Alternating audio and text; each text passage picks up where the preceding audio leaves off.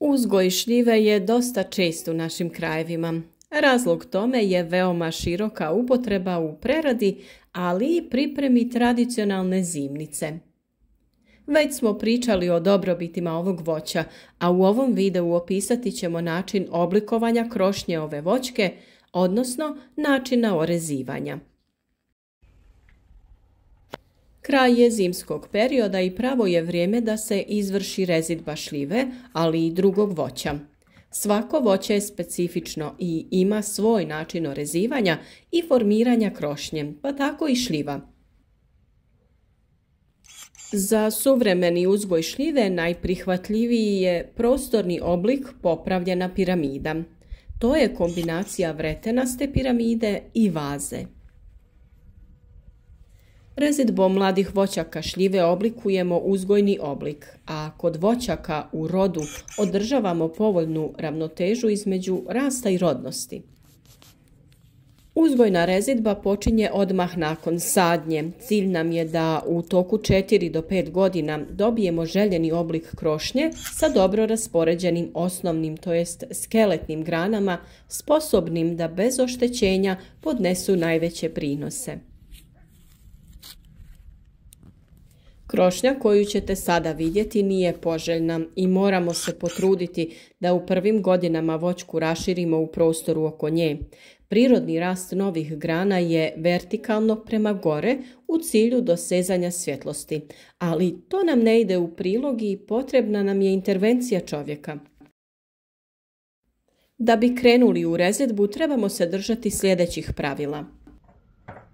Rezidbom se grane obično ne prikraćuju, već se odstranjuju u potpunosti. Prikraćuju se samo sadnice nakon sadnje na visinu formiranja krošnje, te one grane iz kojih želimo izazvati grananje postranih pupova. Odstranjivanjem grana odstranjujemo konkurentne grane i forsiramo rast ostavljene mladice. Intenzitetom rezidbe, to jest količinom odstranjenog drveta i oštrinom reza, određuje se kondicija, bujnost i rodnost voćke.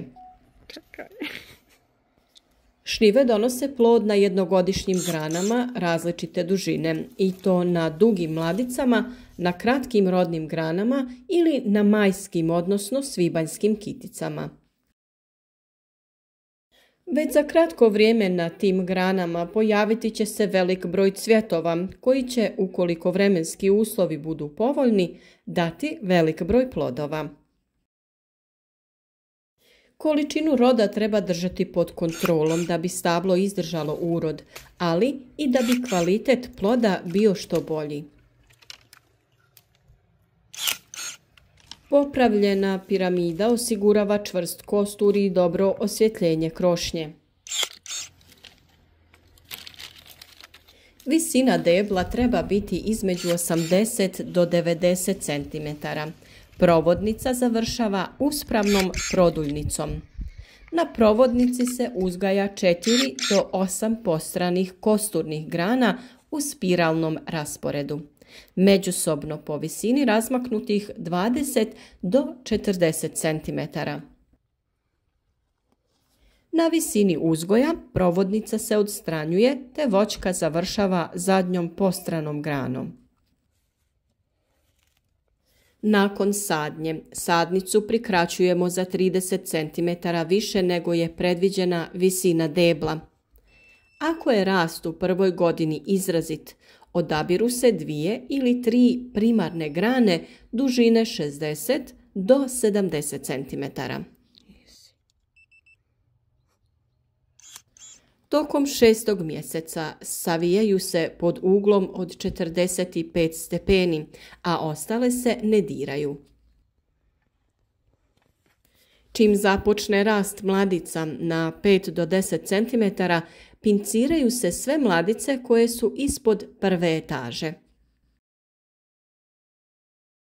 Također se pinciraju i sve mladice pri vrhu provodnice.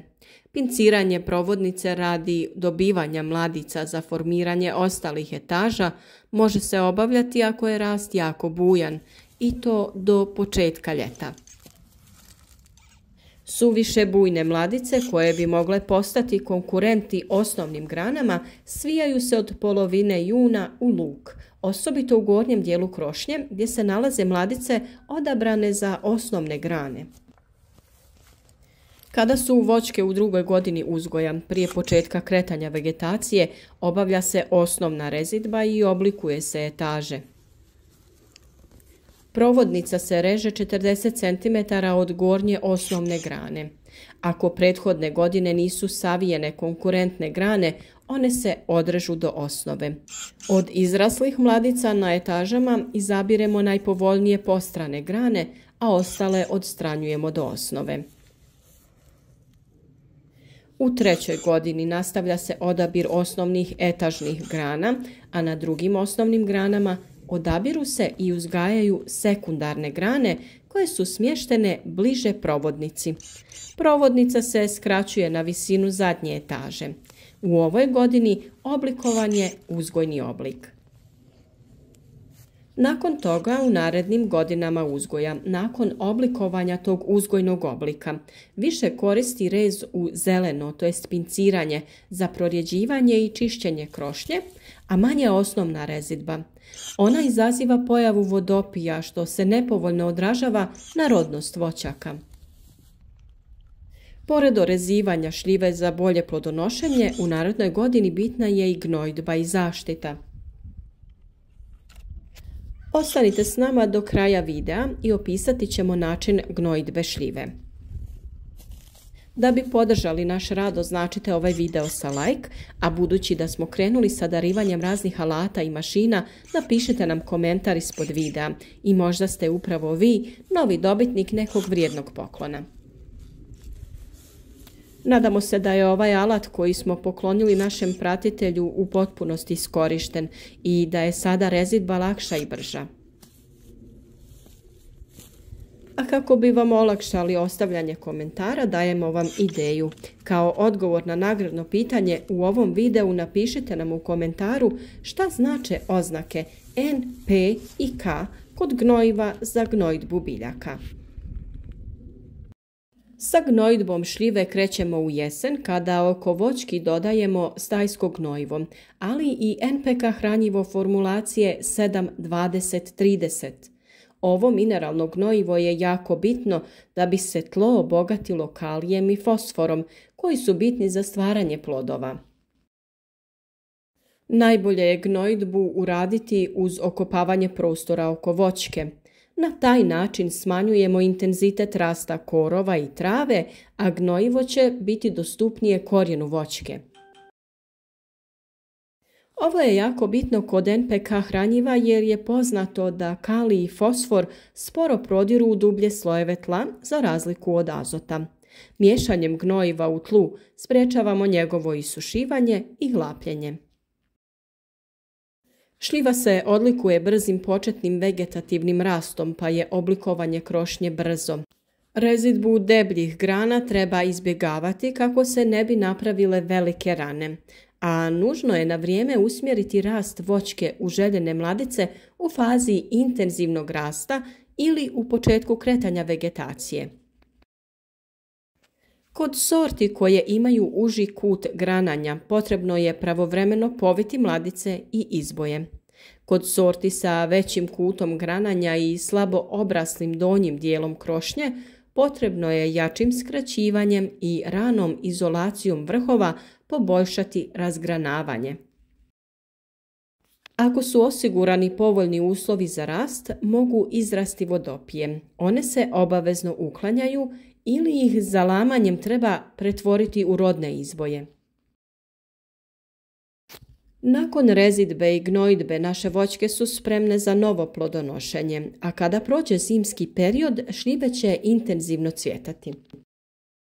Da bi spriječili pojavu bolesti, potrebno je uraditi još jedan tretman preparatima na bazi bakra. Sada je najbolje vrijeme za uraditi taj tretman jer je vegetacija još u fazi mirovanja. Šljiva je voćka koja je osjetljiva na gljivična oboljenja, a njih sprečavamo kvalitetnom rezidbom i zaštitom. Ako obezbijedimo lakši protok zraka kroz krošnju, tada je manja vjerovatnost za pojavu bolesti.